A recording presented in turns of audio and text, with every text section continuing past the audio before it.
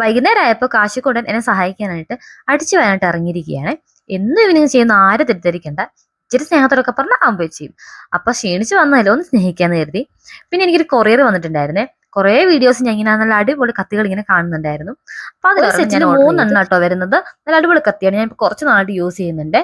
അപ്പൊ കുറച്ച് നാളായിട്ട് യൂട്യൂബിലും ഇൻസ്റ്റാഗ്രാമിലും ഒക്കെ ആയിട്ട് ട്രെൻഡ് ആയിട്ടുള്ളായിരുന്നല്ലോ ഈ മുന്തിരിയൊക്കെ ഉപ്പും മുളകും ഇട്ട് കഴിക്കുന്നത്. അപ്പൊ കാശിക്കൊണ്ട് ഭയങ്കര ഇഷ്ടമാണ്, ഞാൻ മിക്കവാറും കൊടുക്കാറുണ്ട്. പക്ഷെ വീഡിയോ ഒന്നും എടുക്കാറില്ലെന്നേ ഉള്ളൂ. ഇന്നപ്പൊ കാശിക്കൊണ്ട് അത് കൊടുക്കാന്ന് വെച്ചു. അന്നെ അടിച്ചു വരി എന്നെ ഹെൽപ്പ് ചെയ്തതല്ലേ, അപ്പൊ കൊണ്ട് കൊടുക്കാന്ന് വിചാരിച്ചു. അപ്പൊ അതിൽ 5-6 ഞാനും എടുത്ത് കഴിച്ചു. ഇപ്പൊ എന്തോ വല്ലാത്തൊരു കാലാവസ്ഥയാണല്ലേ, ഇത്ര നേരം വെയിലായിരുന്നു കണ്ടില്ലേ, പെട്ടെന്നാണ് മഴക്കോളായത്. അപ്പൊ ഞങ്ങൾക്ക് കുറച്ച് സ്ഥലത്തൊക്കെ പോകാനുണ്ടായിരുന്നു. അതുകൊണ്ട് പണിയൊക്കെ തീർത്ത് പെട്ടെന്ന് തന്നെ ഞങ്ങൾ ഒരുങ്ങി ഇറങ്ങി കേട്ടോ. പിന്നെ ഞങ്ങൾക്ക് സിനിമയ്ക്കും പോകണമായിരുന്നു, ബുക്ക് ചെയ്തിട്ടുണ്ടേ. അപ്പൊ ഞങ്ങൾ അവിടെ പോകാനുള്ളതെല്ലാം പോയിട്ട് പെട്ടെന്ന് നേരത്തെ ഞങ്ങൾ ചെന്നു കേസ് ഞങ്ങൾ സിനിമയ്ക്ക്. അല്ലെങ്കിൽ എല്ലാ തവണയും ടൈറ്റിലൊക്കെ തുടങ്ങിയ ശേഷം ഞങ്ങൾ അവിടെ കയറി ചെല്ലാറ്. ഇത്തവണ ഞങ്ങൾ 15 മിനിറ്റ് നേരത്തെ ചെന്നു, അതാണ് എല്ലാവരുടെ മുഖത്തിൽ സന്തോഷം കണ്ടില്ലേ. അപ്പൊ ഞങ്ങൾ ചെന്നു. ഞങ്ങൾ ഫുഡൊക്കെ ഞങ്ങൾ നേരത്തെ ഓൾറെഡി വാങ്ങിച്ച് കൈ വെച്ചിട്ടുണ്ടായിരുന്നു, ആരോടും പറയണ്ട. കാരണം അവിടുത്തെ ലേസ് ഒന്നും കാശിക്കൊണ്ട് ഇഷ്ടമല്ല, അതുകൊണ്ടാട്ടോ. ഞങ്ങൾ പ്രതിച്ഛായ കാണാനാണ് ഞങ്ങൾ പോയിട്ടുണ്ടായിരുന്നത്.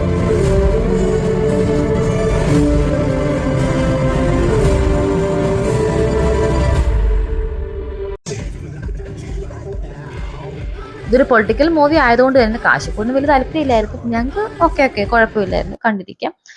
നല്ല മൂവി ആയിരുന്നു കേട്ടോ. പിന്നെ ഞങ്ങൾ സിനിമ എല്ലാം കണ്ടിട്ട് ഞങ്ങൾ നേരെ തിരിച്ച് വീട്ടിലേക്ക് പോയി. അപ്പൊ അടുത്ത വീഡിയോ എടുക്കണം. Tata bye bye, see U.